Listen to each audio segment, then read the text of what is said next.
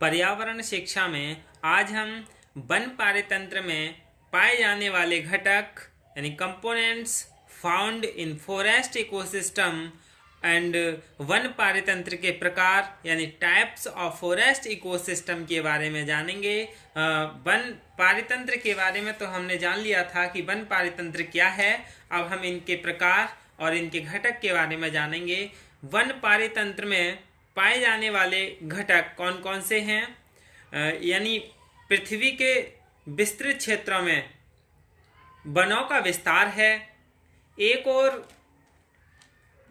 सदाबहार उष्ण कटिबंधीय वन हैं तो दूसरी ओर शीतोष्ण के पतझड़ वाले शीतोष्ण के सीमावर्ती प्रदेशों के कोणधारी वन हैं। वन प्राकृतिक वनस्पति पर्यावरण के विभिन्न तत्वों जैसे तापमान, वर्षा, आर्द्रता, मृदा इत्यादि को नियंत्रित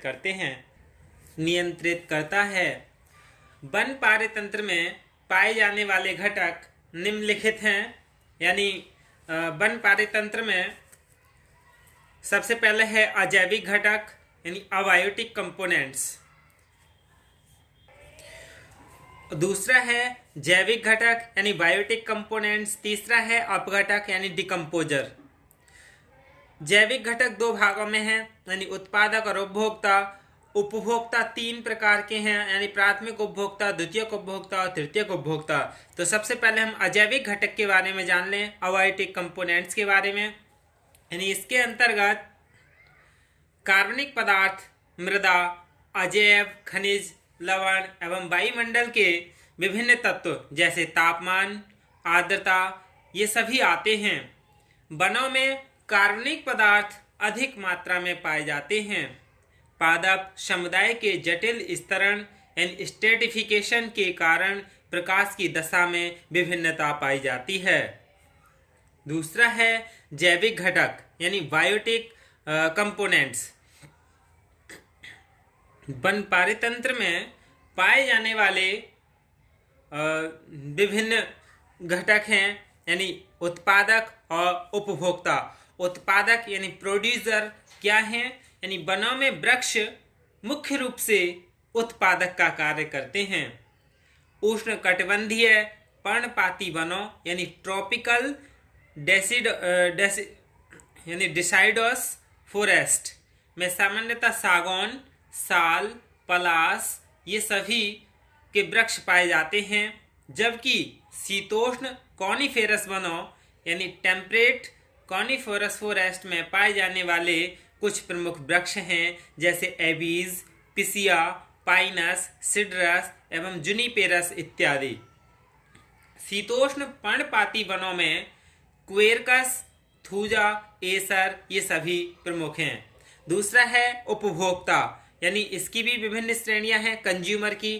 प्राथमिक उपभोक्ता यानी प्राइमरी कंज्यूमर्स, सेकेंडरी कंज्यूमर्स और टेरिटरी कंज्यूमर्स। तो पहले हम प्राइमरी कंज्यूमर्स के बारे में जान लें कि क्या है। इसके अंतर्गत वनों में उपस्थित समस्त शाकाहारी जंतु आते हैं जो कि हरे पौधों से अपना भोजन प्राप्त करते हैं। चींटियां, मकड़ियां, बीटल्स, लीफ हॉपर, बग्स आदि पत्तियों का उपयोग करने वाले छोटे जंतु होते हैं, जबकि बड़े जानवर इन हरे पौधों को चरने के साथ साथ उनके फलों का भक्षण करते हैं, जैसे हाथी, नीलगाय, हिरन, गिलहरियां, उड़ने वाली लोमड़ियां, बंदर एवं अन्य शाकाहारी पक्षी इनका क्या है, फलों का और पौधों का भक्षण करते हैं। दूसरा है द्वितीयक उपभोक्ता यानी सेकेंडरी कंज्यूमर्स।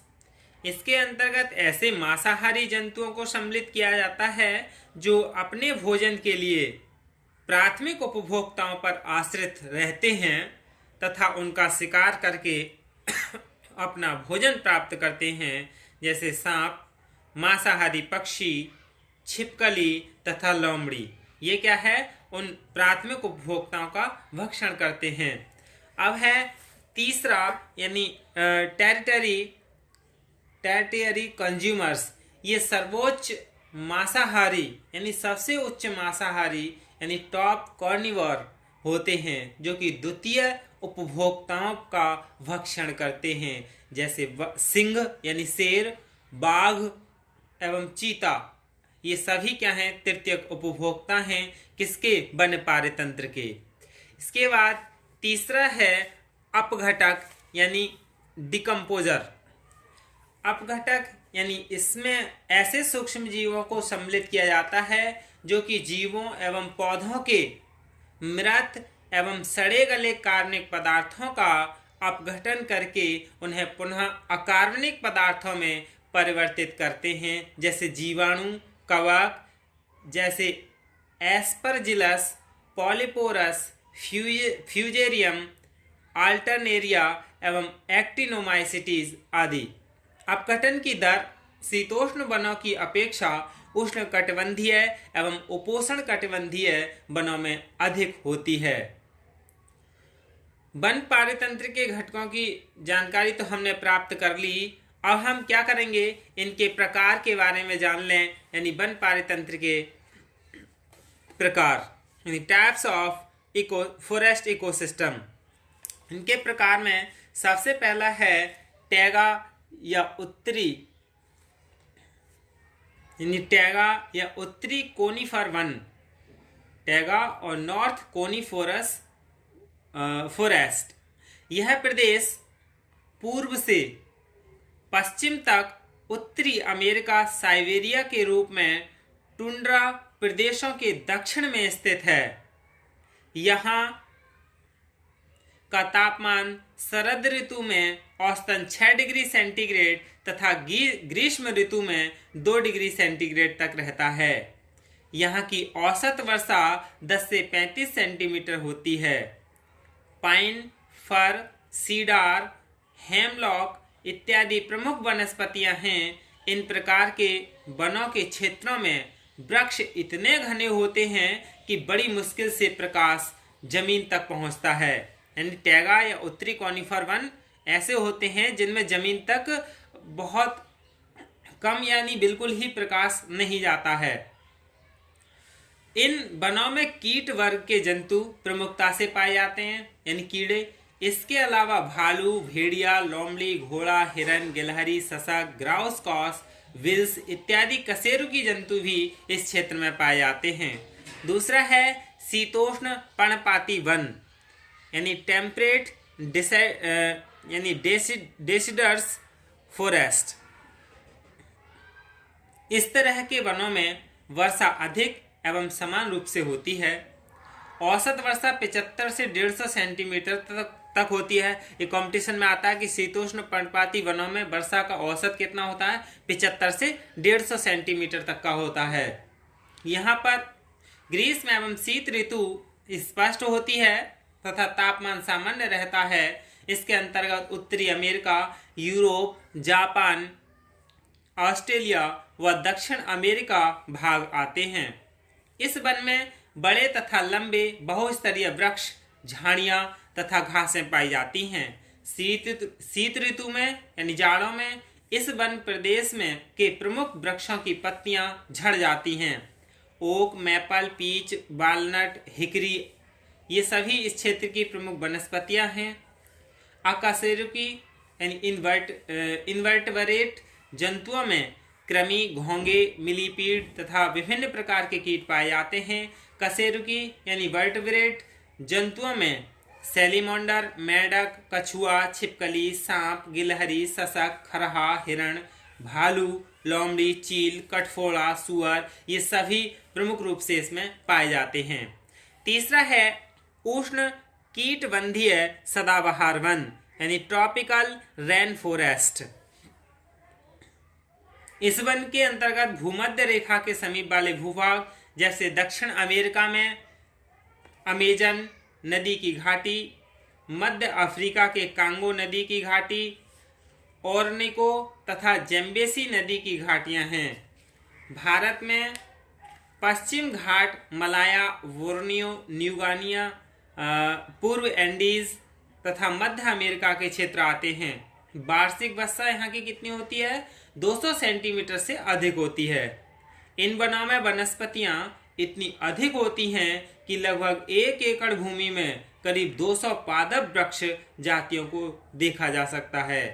इस सघनता के कारण इसका अध्ययन करना भी मुश्किल सा प्रतीत होता है। इस वन की वनस्पति बड़े बड़े पत्तों वाले विशालकाय सदाबहार वृक्ष होते हैं, जिन पर लताएं तथा कठलताएं चढ़ी होती हैं, जिनके कारण प्रकाश भूमि तक नहीं पहुंच पाता है। इन वनों में बहुत विकसित स्तरीकरण यानी स्ट्रेटिफिकेशन पाया जाता है।